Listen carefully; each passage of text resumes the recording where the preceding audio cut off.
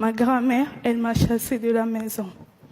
Je suis devenue une chélier, une enfant de la rue.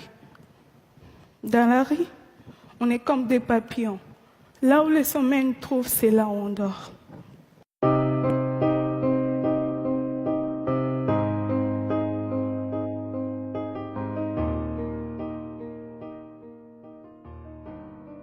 Je suis née en République démocratique du Congo, dans une bonne famille, oui.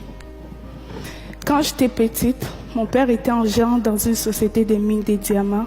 On vivait dans une grande maison en Bujimaï, dans la province du Kasaï.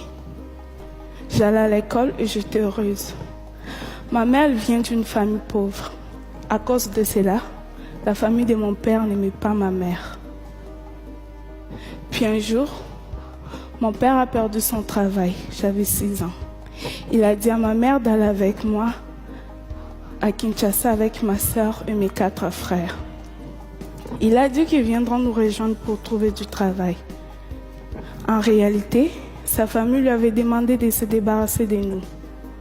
Quand ma mère a compris, il était trop tard. Elle s'est retrouvée toute seule, loin de sa famille. Elle a dû vendre tout ce qu'elle avait pour nous faire manger. Elle avait changé. Elle avait tellement maigri. Ma mère a même fait venir notre grand-mère pour nous aider, mais nous avions toujours faim. Alors, ma mère a commencé à nous envoyer chez des amis. On faisait des kilomètres à pied pour aller chercher de la nourriture. Et en même temps, ma mère et ma grand-mère sont allées demander des conseils chez des prophètes, ceux qui représentent Dieu. Elles cherchaient la cause de tout le malheur de notre famille. Le problème est qu'elle m'avait amené chez un faux prophète. Et il a été décidé que c'était moi la cause et que j'étais une sorcière.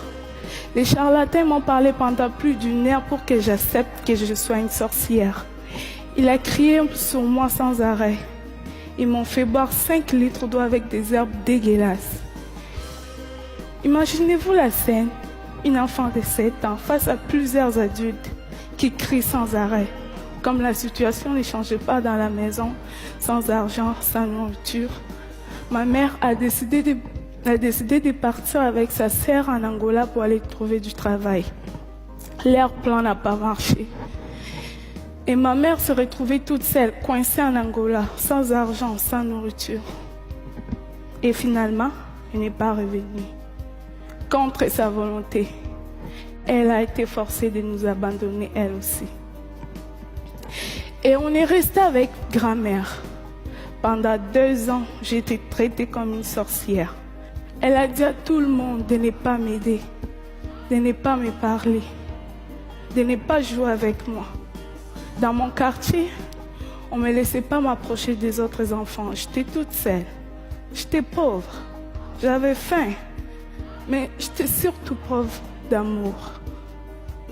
Et finalement, ma grand-mère, elle m'a chassée de la maison. Je suis devenue une chélier, une enfant de la rue. Dans la rue, on est comme des papillons. Là où le sommeil nous trouve, c'est là où on dort.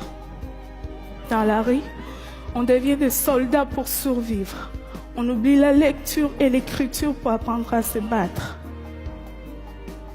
Dans la rue, je vendais de l'eau, des arachides, j'ai fait des mélanges.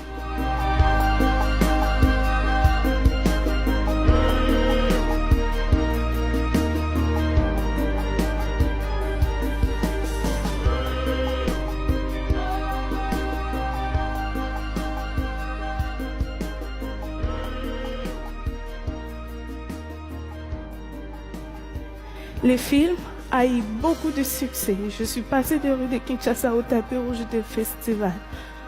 J'ai reçu même l'Ours d'argent en 2012 à Berlin. Le film a été même nominé aux Oscars. Et aujourd'hui, j'ai 18 ans et que j'ai reçu 18 prix dans le monde.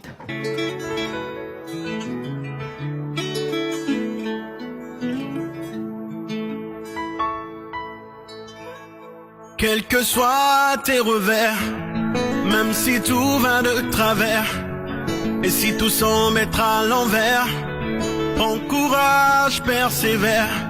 Quelles que soient tes ambitions, ta foi et ta dévotion, que tu n'obtiennes satisfaction. donne-toi toujours à fond. Car chaque chose a sa vraie place, dans le temps et dans l'espace.